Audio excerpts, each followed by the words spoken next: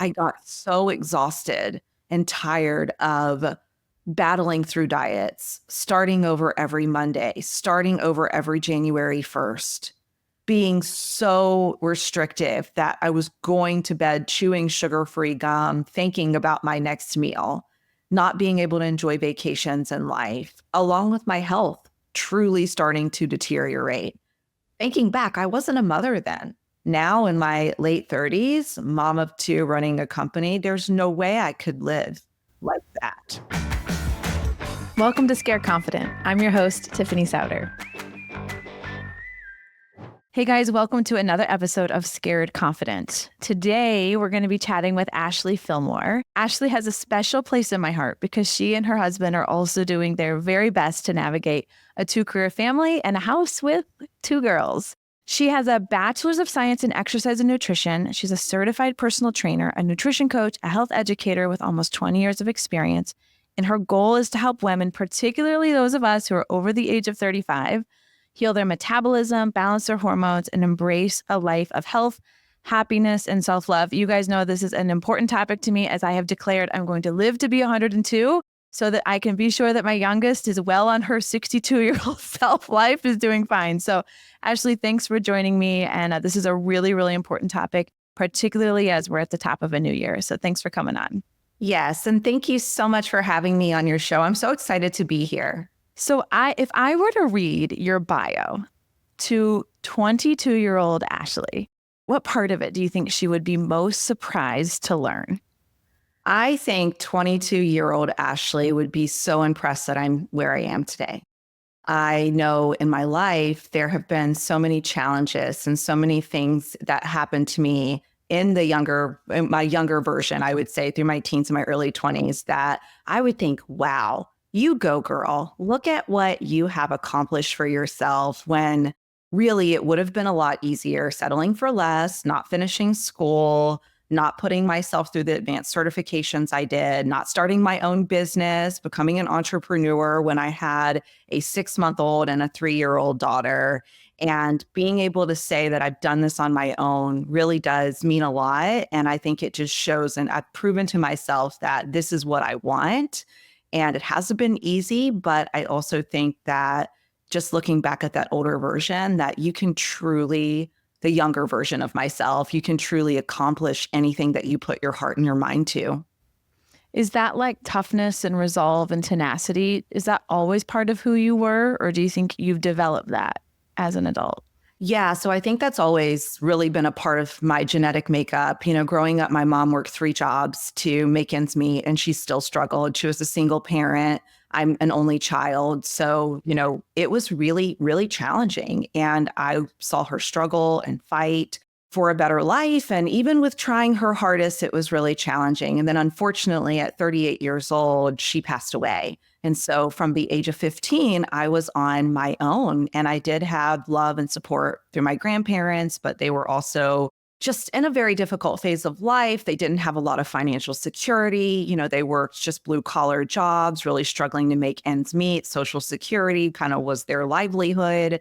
And so they were there for me emotionally, which I cannot tell you how much that helped me, in some ways, even more than the financial support. But really, I had the whole world laying in front of me, and I had 2 choices. I could decide to look at my life as an opportunity to have a better future for myself, or I could use my life, which I had some really good excuses: mother passing away at 15, living in poverty, not having a trust fund, not having anyone in my family that could really financially support me, and just say, hey, what the heck, this is going to be my life. I'm going to throw the towel in and not move forward. But instead, I didn't give up, and I had to grow up really quickly. But I do think that it's really made me the woman I am today, and has allowed for me to build my business and push through the natural ups and downs of entrepreneurship, motherhood, life, and still feel like there's so much beauty in the world. And there's so much that I have to offer to my clients and to my family and friends. Ashley, thanks for sharing that. But I love this statement that you just said. I had some really good excuses. Yeah. Why not to ... And I think in so many areas of our life, we can really have a lot of pride and anchor to those excuses because we have some really good ones. And I think what a powerful way to start this conversation as we talk about having kind of this no excuses relationship with our health, because that's where it has to get to. Because if we're going to live big, full lives filled with people and businesses and opportunities and saying yes and pushing ourselves and all this richness that we want, and we do it in an unhealthy vessel, it takes the exponent off of any opportunity in our lives because we just aren't physically able to deliver. So thanks for sharing that. And I think that's a really powerful place to start this conversation. One of the other things I was thinking about, so in my other life, I have this marketing agency. And in marketing agencies, a lot of times there's this stupid saying called the cobbler's children have no shoes. This thing that like, as a marketing agency, we do lots of marketing, but a lot of agencies don't actually do marketing for themselves because there's not enough time. And it's sort of like you never have to master the thing you do for others for yourself in that business. A different podcast, we've done that at Element 3, but that's a thing. But in the world of nutrition and health coaching, this is really a business where it cannot be that the cobbler's children have no shoes. Like you have had to have mastered this for yourself first, for your physique to be believable, for your skin to be believable. Like it is literally this aspirational business where you're not going to hire somebody who you feel like is behind you in your own fitness journey, right? And so I wanted to read a couple sentences. I think it came from your website. And then I'll ask you a question about it. And then I promise we'll get into the teaching part. But I love to kind of get a deep dive into people's stories in this way. So your story reads like this. I wanted to be healthy. I wanted to feel good in my clothes and in front of my husband. I wanted to be a great role model for my beautiful, impressionable girls. I wanted my energy back. I wanted to stop damaging my metabolism and finally balance my hormones. I wanted to be at peace with myself, not at war. I wanted to prioritize self-love and finally get back to feeling like myself. Mm-hmm. What was happening in your life that kind of led up to this paragraph, either being written or being sort of written in your mind? What was that crossroads where you were like, enough is enough is enough? Right. So I think wrapping this back into the introduction, I really took my education really seriously. And I put myself through my undergraduate degree. And then my internship became my first full-time job as a personal trainer and a nutritionist. And I worked with clients one-on-one. I really felt like, and this was my own belief. No one told me this, but I really felt like I needed to look the part. And so in my mind, looking the part was looking like the women I saw on magazines, all of the other personal trainers and Oxygen and fitness and health magazines. And I really bought into that. And so from there, I started to feel like I needed to go the extra mile and do more than anyone else was doing to look a certain way. And so I had this image of myself and I lost myself in that process. When I was in my early 20s, I had the hormones of a 45, 50-year-old woman going through perimenopause. I had severe adrenal fatigue. I overtrained. I underate. My self-worth was attached to the number on the scale. Life was great when the number was good. Life was horrible when the number wasn't. I would diet. I would punish myself. And I was really at war with myself. And I had to hit rock bottom. And so a part of this journey for me, first and foremost, was working on the true root cause of why was I believing those lies? And also, why did I feel like so much of my self-worth and identity had to be attached to this external image? And, for a lot of us, and even with the women I work with today, there's this desire to weigh what you did when you were in college or before you had your first child or on your wedding day. Or, maybe you want to look a certain way because the lady that has the position in the company that you want to have the same position in looks this way. And sometimes we strive to look a certain way or weigh a certain thing. And really, it's more related to insecurities and our own personal self-worth. And so I had to work on that. And so my journey of healing and really ending the war and battle I had with myself was realizing that, number one, I was so much more than a number. Number two, my ideal clients and the clients I was working with, they were going to value me regardless of if the scale set 100 pounds or 150 pounds. And really what mattered the most was being authentic to myself. and truly being healthy versus talking the talk, but actually walking the walk. And so for me, my breaking point was having a hormonal profile, again, of a 45 to 50-year-old woman, being told that I wasn't going to be able to have children. I didn't even have a cycle at that point. Leading up to having cycles, I had a lot of just irregular periods and lots of symptoms that I chose to ignore and continued to push my body. I got so exhausted and tired of battling through diets, starting over every Monday, starting over every January 1st, being so restrictive that I was going to bed chewing sugar-free gum, thinking about my next meal, not being able to enjoy vacations in life, along with my health truly starting to deteriorate. Thinking back, I wasn't a mother then. Now in my late 30s, mom of two running a company, there's no way I could live like that. But I was somehow surviving through until it stopped working. And that's when I decided this is the end. I cannot approach my goals. And this is not healthy, no matter if I'm a 00 and 100 pounds. Where did you start? Day one of anything is very uncomfortable when you're beginning to create change. So where did you start? Did you tell somebody? Did you journal it? Did you use a lipstick and write it on your mirror? It started with my husband, actually. He definitely saw how bad things were getting. I was just so obsessed and could not live. I mean, when you start to live in this little bubble or box and stepping outside of it creates so much anxiety that you can barely function, that's a really good sign that there's a problem there. Because even if you have body composition goals to lose weight, to build muscle, to balance your hormones, it should never feel that way. And the path that you walk should never look like the example I just gave for myself. And for me, I think it was the realization that what I was doing wasn't working anymore. And to be honest, I was so tired, physically and mentally. It's like every single notification or little alert on your car panel started to pop up for me. The check engine, the oil is low, your tire's flat. And it's like, can you just continue driving like this, Ashley? And using this as the analogy, my body was the car and it was, no, I cannot. And so I was actually in my car. And that's when I just remember crying my eyes out after an appointment.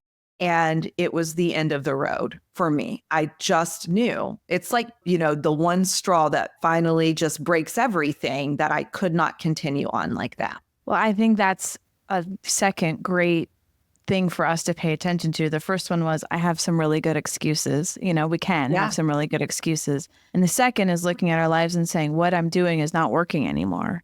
Yeah. And so if somebody is at that place where their health is either, you are sort of on the extremes are dangerous to us in any place in our lives. This either complete abandonment of health, of like, I don't even know where to start. It looks really confusing. I'm using humor to deflect the fact that I feel uncomfortable with myself. Like there's sort of that world. And then there's this world of obsession that you are in. People are listening and saying like, what I'm doing is not working anymore. And I know I deserve a better reality, a better life, a better truth, the ability to be present with the people that I love, to show up for myself in a way that's more authentic. I think that's a great segue into where I want to go next, which is like, let's learn together. Mm-hmm. Let's like dig in, Ashley. And I know you work one-on-one with women. Do you also have a group coaching option? How does that look? Yes. So I do one-on-one work year-round with women, and I'm fortunate to usually keep a very, very full roster year-round since I moved my company online. I used to do this in person before I moved things online. I do offer a group coaching program, but it's a very high-level, high-access, customized group coaching program. So I only offer that once a year right now because that is something that I pour so much of myself into. And to do that really well in a group format for me in this season of life, it's once a year. So yes, yeah, perfect. Group coaching and then one-on-one. Great. There's no wrong answer. I just was curious. Yeah. So I told Ashley before we were prepping for this interview, I said, hey, one of the things we could do is sort of talk about your work. But I always think it's really interesting for us to see coaches sort of in the coaching environment and to like learn in real time together. And I'm on a continual health journey, and I'll be as transparent as I can. And so I asked Ashley, would you do this sort of part of it where we learn together her process, what it looks like, and just use me as the student? So I'm going to pass the mic over to you, Ashley, but really, what would it look like if somebody started working with you, or you can she doesn't know my sort of history that well. So let's just sort of start chatting and see what would it look like to work with you, and what are the questions maybe women can be asking themselves if they're not on a phone call with you. How do we sort of create a guide for them in this conversation? Right. So I think number one, identifying that ideal client. Who would be the ideal woman to come into my world? So I do work with women 35 and older. I'd say on average, my average client is in their 40s, actually, maybe late 30s or mid 40s, somewhere within that range. I'd say late 30s, mid 40s. And they have tried a lot of diets. Maybe they've been a chronic dieter off and on throughout their life, 20s, 30s, and into their 40s. Maybe not. Maybe they just hit a point in their life where they have done some stuff, but it just didn't work well for them. They lost weight, they regained it. They didn't like the way they were eating, but they weren't sure how they should be eating, so they did nothing anymore. They're unhappy with the way they look, but they're also paralyzed because they don't know what to do, because what they, used to do just isn't even working anymore. And it's like, oh, well, when I was in my 20s, this worked. When I was in my 30s, this worked. Why isn't this working anymore? And oftentimes that client that comes into my world, they also know that there is more to the picture. There is more to it. It's not just eat less, move more.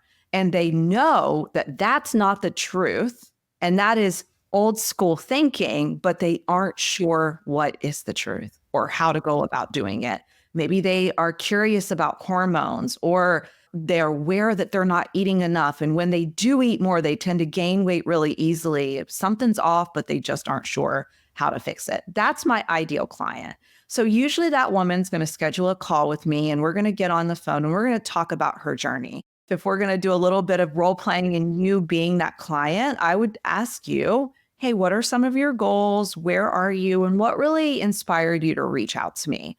And this is where usually my client is going to tell me a little bit about them, their frustrations. Why are they here today? Because the one thing I will say, the hardest part of this journey is setting up the free call. Even though it's free, it takes a lot of I'm not sure what word I'm looking for, but it takes so much to just say, okay, I'm going to do this. I'm going to set up this call. I'm going to get on the phone with this lady that I've heard on a podcast or I've read through an email or on social media. And so to do that, I always say, congratulations, you did the hardest part. From here moving forward, it's going to be super easy for you. Well, I think it's vulnerable. And sometimes it's for the first time you've heard this stuff outside of your face. It's like one thing for it to be rolling around in your head kind of privately. And I realize they're not recording these conversations with you, but it's like vulnerable to be like, I'm probably the most screwed up thing you've ever seen, is kind of what we all think whenever we go in and look for help in anything, is like, you've probably never seen this. And that's not true. I think it's a way that fear sort of tries to keep us uncomfortable. And you're right. You have to be so brave. And I think that's the word that I was looking for. And it honestly forces you to push aside a lot of self-doubt. And a lot of times as a woman, you may feel like you're a failure and it's all your fault. And the reason you're here today is because you've done everything wrong. And you've seen online and in magazines, it works so beautifully for everyone else. And this is, again, your perception. But on my end, I see this every day, and you're not broken and there's nothing wrong with you. And, it's really the approach. That's where the problem is, not you personally. So we would start our call off by going over your goals and what you wanted to accomplish. So the reason why this is so important is because the work we do is so customized to you. Although I have a framework that we will work you through based off of where you personally need to start, where you start, how you start, and the initial action steps we take are truly going to be tailored to where you are and your goals. And so if you just want to even give me a really quick rundown, maybe 30 seconds of, hey, here are some of the things I'd like to work on, I can walk you through how we would get you started. Hey, it's Tiffany. If you've been listening to the show for a while and find yourself thinking, I just wish there was more, good news. You can sign up for my newsletter. It's filled with my favorite products, recipes, tips, and stories to help encourage you as you build your life of and. The link is waiting for you in show notes. See you there. So I had a baby at 40, which is, kind of like you say, like my child, that was like a very relevant moment for me where I was like, okay, bouncing back from babies at the very younger ages that I had. This was a very different game. And it was during COVID. And so we were all just sedentary. And it was like, holy cow, I'd never felt so old in my life. But I was been a busy, very, very busy season. I wanted to like go on The Biggest Loser and just go away for 125 days and that be the only thing I got to work on. That was just not what was going to happen. Mhm. And so I started lifting. And so I've been doing that for 4 years and I feel very strong. And I feel like I can push a lot of weight around in the gym. Now into this journey, I feel like I feel like the shape of my body is starting to get a little bit different than I maybe want it to be. Like I just feel like bigger. I feel like maybe my diet is not tailored to my training. That feels maybe disconnected. And then I just turned 44 and I'm feeling in my gut that like there's just some foods I don't feel the same way. I used to be able to eat sort of like a garbage can and it was fine. I'm finding I'm like just have a little bit more sensitivity to foods I didn't feel before. So that's where I feel like I have a Rubik's Cube where like maybe 2 of the sides like are all yellow and all blue. And then like a couple of the other sides are like still scrambled. That's what I would say that's where I feel right now. So I feel strong. I feel like I have energy for my life, but I feel a little bit like, should I be adding in some cardio? Is that like not good? Like you talk about like this confusion that sets in. I do feel a little bit of that. Like, what do I do?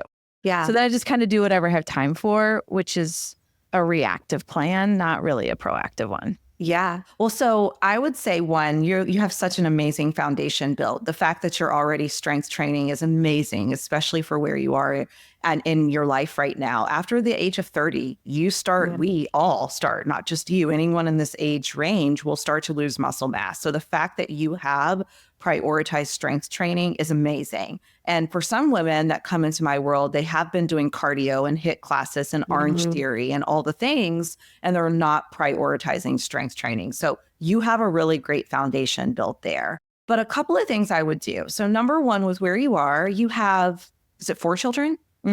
Okay. And your youngest is 4. All right. So the first thing I would do, and this is just with my experience coming into play, is you're really busy. You have 2 companies, I believe, right?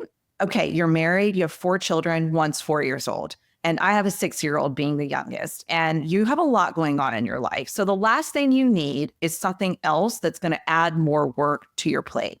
And I would say, if I could get inside your mind, probably if you have any resistance to exploring options to help you feel more confident in your skin, because you mentioned, I'm lifting weights, but I just kind of feel like my body's changing maybe in a way or changing the shape of it in a way that I don't necessarily like. I know that it's maybe to do with my nutrition. Maybe I need to do some cardio. I'm just not sure. I would say a part of the reason, if not all the reason why you haven't explored options is if it's one more thing added to your plate, then that's going to be more time, more energy, more work you're going to have to do. And if this isn't your expertise, you're really going to have to double down on how to do it correctly. So that's going to take a lot more time. It's not just buying the food. It's not just figuring out your macros. It's making it work for your lifestyle. And so for my busy clients that are doctors, entrepreneurs, surgeons, but all of the things, we have to simplify this. So number one with you is we would simplify this.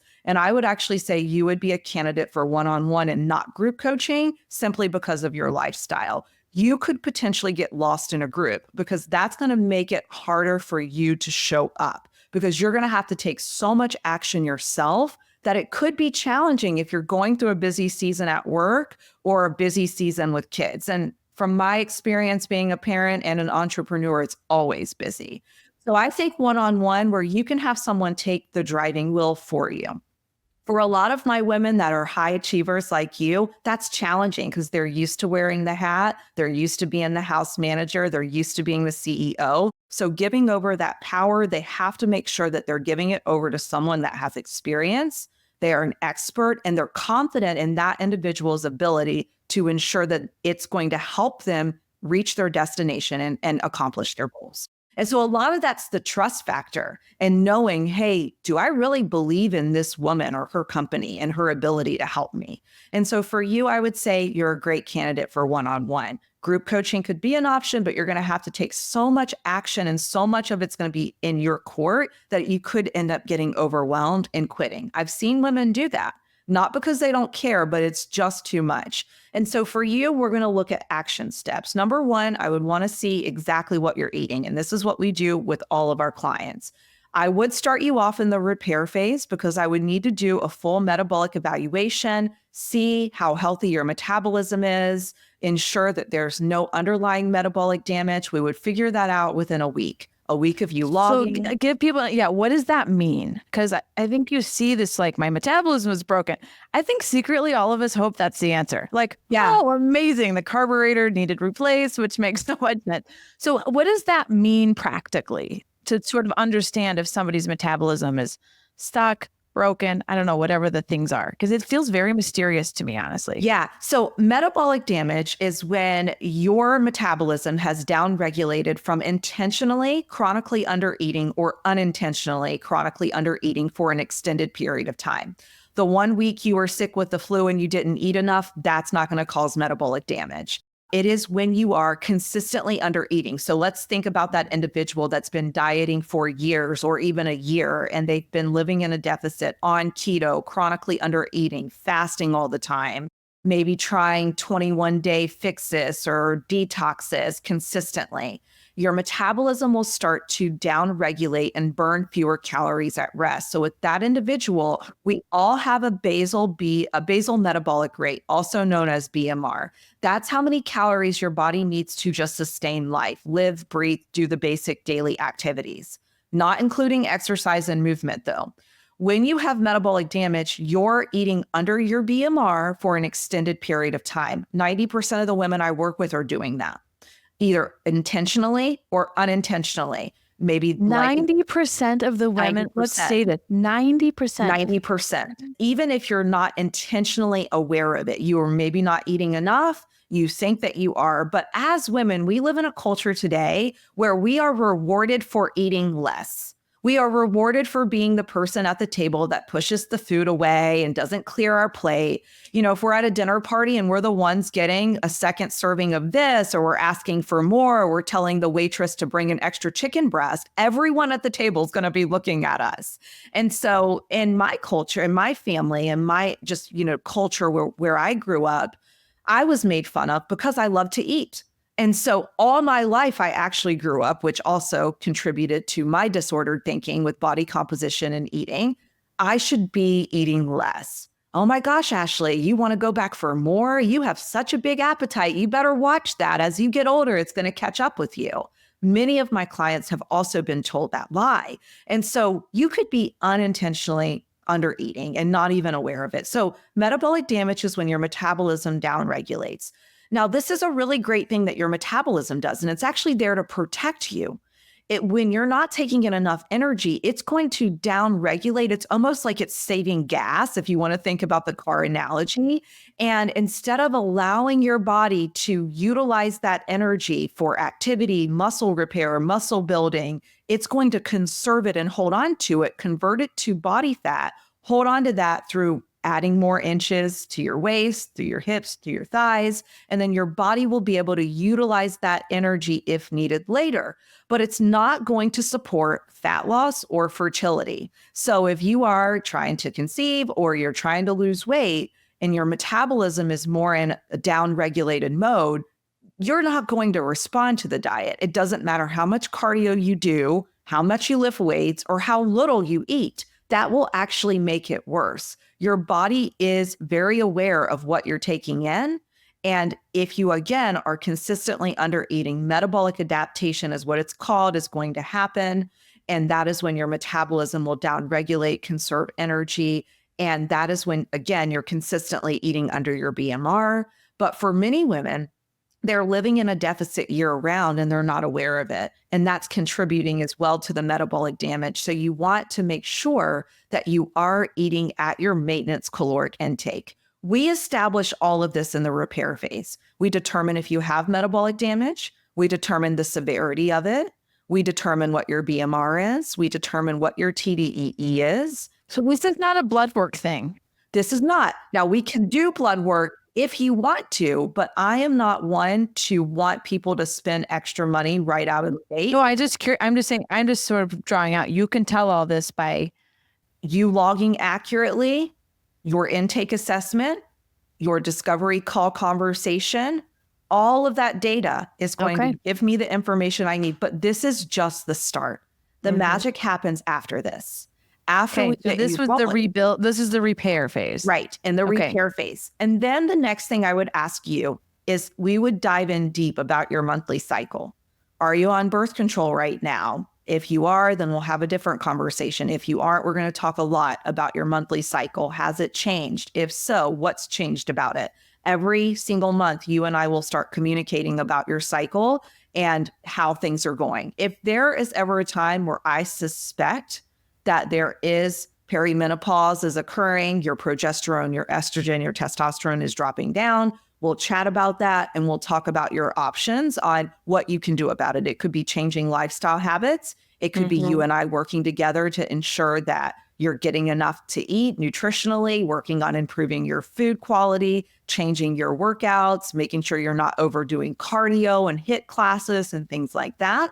But if we don't see improvement in a time frame that you and I agree upon, then the next step is going to be, are you open to doing a Dutch test so we can have a more holistic insight on your hormones, how they're functioning throughout the month, if cortisol has anything to do with this as well. And then we'll start to explore other options too. If I feel like, hey, your periods are really irregular, they're either way too heavy, they're not coming frequently, you're not feeling well, you're not responding to any of the protocols. We'll go through all of that too. But during that repair phase, we also will address any hormonal concerns you may have and create an action plan to ensure that's not going to hold you back.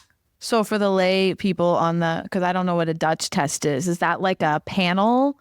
It's a urine test that you do. And so Dutch testing, in my opinion, is the most accurate way to have insight on your estrogen, your progesterone, and even taking a look at cortisol and just overall how those sex hormones are functioning.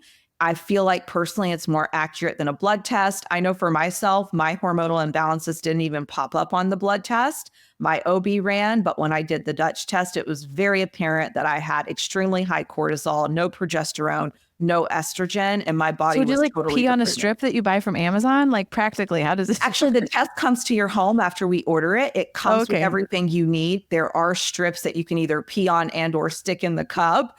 But it doesn't like take a like to get panels like blood drawn. I have to have a doctor prescribe that. Not for this test, no. Okay. But within my company in 2025, one of the things that we will do is we will be able to offer even more functional testing where we can start to do analysis of blood. We could do gut testing and go into even more than what I'm capable of doing now.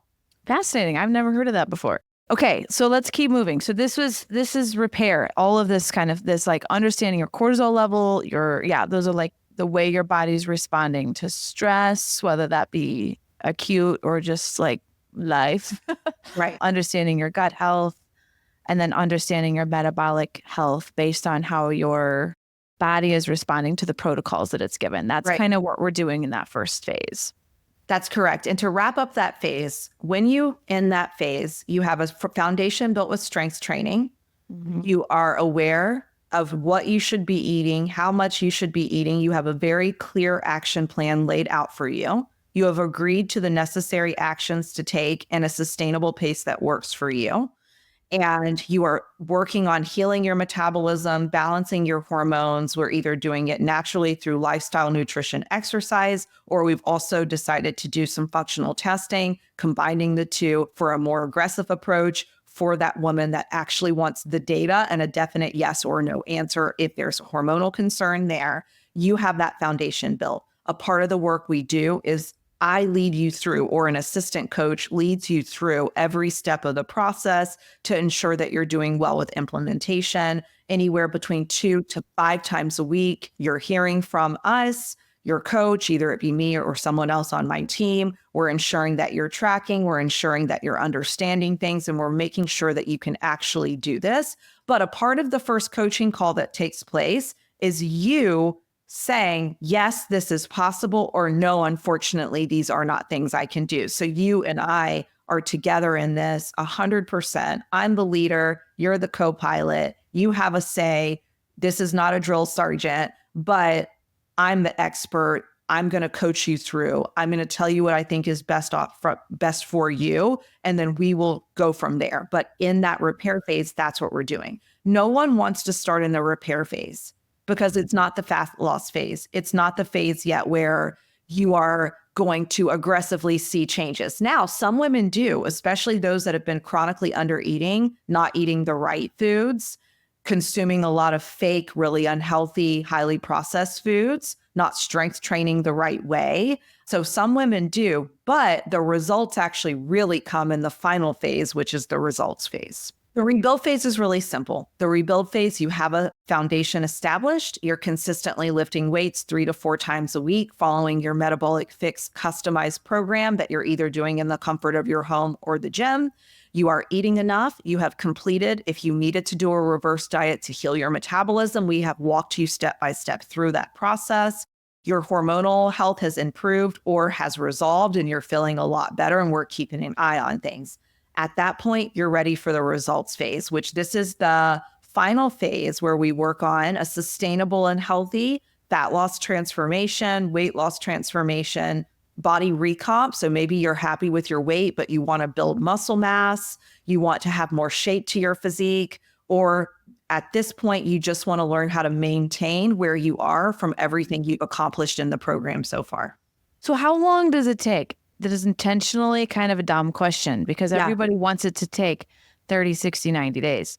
And I know that's not the answer, but how long does it take? What's the answer to that? I would say for the woman that fits all of the criteria of everything I mentioned about the ideal client, a minimum of 6 months. And this is if her metabolism is healthy. So let's say you come into the program, you're eating pretty much at maintenance caloric intake. Your cycles are pretty regular. Overall, you feel good. You just need a customized touch on your programming. You need some help with your nutrition. You need to dial things in. 6 months, you'll be all the way through the full process, meaning your transformation into maintenance and being able to graduate, eating intuitively, knowing how to move forward on your own if that's something you desire. If you have underlying hormonal concerns or metabolic damage, it's going to take anywhere between, I'd say, 12 plus months to get you in a great spot. And that's being totally honest. I realize that's not going to sell programs and women don't like to hear that, but it's the truth. And so my goal to everyone listening in and my clients is to be honest, even if it isn't what you want to hear. But, I've been doing this for almost 20 years, have helped thousands of women at this point. And I will say, if you have severe metabolic damage, a chronic dieter, hormonal issues, potentially going through perimenopause, thyroid problems, or even more metabolic conditions, it is unrealistic to think that you're going to be able to accomplish a big goal of transforming your health and body in even 3 months. Let's not even go to the 30 days or 60 days, but this is a full-on life transformation, not a diet. Totally. And I like to remind myself sometimes when I'm in a hole of lots of brands, I'm like, how long did it take me to get here? Like usually a while, so even a year, it's like, think about yourself a year ago, New Year's Eve, 2024. And here we are, how quickly that went. Summer seems like it was yesterday. Like again, I'm like not even here to pitch your program, but it's like, I have just learned my relationship with time as I've gotten older is a year is actually so short. Yeah. To like see meaningful progress in your business and your family culture and your capacity and your health. Like it's actually such a short period of time. So anyways, Tiffany, before we move on, you cannot undo years of dieting in 3 months and 6 months. That is very unrealistic. And that is a misconception that's out there. It takes years to correct the damage. So if you've been doing this for a year or 2 years or dieting for 6 years, 12 years of your life or longer, to expect to be able to change all of that and correct all of the damage in 3 months or 6 weeks or even 6 months is unrealistic. Yeah, totally. Okay, amazing, Ashley. Thank you for sharing all that with us. I learned a lot in that conversation. So I like to always kind of end with this idea of how do I take something from your 2-career family and hand that, or, busy household to other busy households, 2-career families that are listening right now, working women trying to balance it all. And you recently went through a lot of change.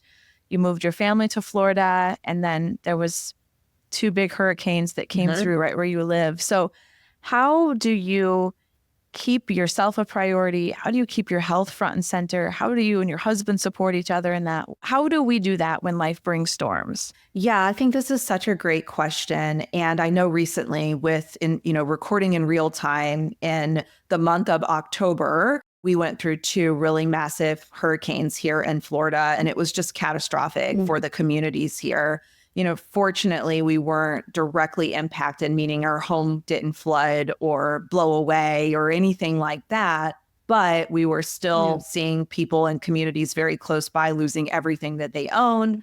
And it's truly a natural disaster. And it's very sad to be a part of and witness. But I will say with all of us, we have our own hurricanes in our life, either it be a natural disaster or, something scary happened with our health or with someone we love or a job change or a big move or whatever it may be. And so we do have to be able to adapt. And so now being in this season of life where I am at peace with myself and I do prioritize my hormonal health and my physical health and fitness and all of that, I really have to approach things differently. And for me, it's really looks like prioritizing myself, even though I have a million excuses and reasons not to. I'm running a business. I'm working full time. I have a 6-year-old. I have a 9-year-old. My husband works long days. We live in a state where we don't have family here. There's a million reasons for me to say I can't work out. I can't eat healthy. I can literally find myself in a glass of wine every night because there's all the things happening and I need to unwind. Now, I'm not saying that in a way to where I'm passing judgment because I've had my struggles with nutrition and many things in my journey. If anything, I'm shining the light to say, I see you and I know what that's like. But we have to choose better for ourselves because if we want to show up in our family life, if we want to show up for our kids, if we want to show up for our companies or for our jobs, we have to prioritize ourselves. But the mistake we make as women is trying to do everything at once. We don't have to do it all. And sometimes it is hiring a coach or a professional to break it into baby steps for you to make it more doable. Sometimes it's having a hard talk with yourself or your partner or husband and saying, I need your support. We have to tag team this. We have to make this doable for us. I need to do less right now. How can I offload some of this? How can I make this easier? Because taking care of your mental health, taking care of your physical health is critical. Your body is always talking to you. We can either choose to ignore or we can choose to act. And we will all have to act at some point. We will all reach a breaking point. But I encourage you to act before you reach that breaking point. If you're neglecting yourself right now because work and life is crazy, if you are not eating well, or you're finding yourself eating the ice cream every night or drinking the wine every night, you don't have to change everything, but start with one thing today. Start doing little things to support yourself. Be happy to give examples if you wanted, and ask for help. I was so embarrassed to ask for help in my life, either it be babysitters, nannies, house cleaning, whatever. I felt ashamed of that, like I should be able to do it all. But I also realized I can't do it all. And that's actually very unrealistic and unhealthy to think as a woman, as a mother, as a wife, as an entrepreneur, that I should be able to do everything at 100%. So that's really helped me, asking for support, having hard conversations with myself. Now, some days it will look like a 30-minute walk and that's it. Like for today, I had a big workout planned. I woke up a little tired, a little more exhausted, had a big weekend with the kids and parties. And I said, you know what? Today, honoring myself isn't going out there and pushing through that workout and just, white knuckling my way through. It's sleeping in a little more, having a slower morning, and going for a walk before I start my workday. That's what self-care can look like. Self-care could be putting your phone down and getting in bed by 9 o'clock. It could be taking a bubble bath. And sometimes it is going out there and doing that workout because you know that you need it. Eating a nutritious meal. Those are all just examples of you showing up for yourself. Ashley, this has been an awesome conversation. I think that understanding that we deserve to feel good for our life so that we can live fully inside of our life event, I think is really important. And you've shared some awesome, I think, practical tips. And if someone is interested in learning more or reaching out to you, what is the best way for them to do that? And we'll provide the links also in show notes. But how can they do that? Well, thank you again so much for having me on your show today. And the best ways to connect with me is going to be number one, my podcast. I have a podcast, You Are On It, which I'm so excited to have that episode come out, named Cheers to Your Success. We talk about all things related to hormonal health, metabolic health, exercise, mindset, mom life, all of it. It's a really great way to connect with me every single week. On Instagram, I'm always hanging out. Ashley_Fillmore1. And I know you'll link everything up. And then I also do offer one-on-one coaching year round. It's by application only. If someone would be interested in learning more about how to work with me, learn more about my program and how I serve my clients. Amazing, Ashley. My quick takeaways from our conversation: even the best excuses are not good ones. What I was doing was not working anymore. If we're at that moment in our lives, it is our intuition getting our attention that we need to make some change. And the third is lasting progress always takes time. Thanks for joining me. Thank you. Thank you for joining me on another episode of Scared Confident. Until next time, keep telling fear, you will not decide what happens in my life. I will.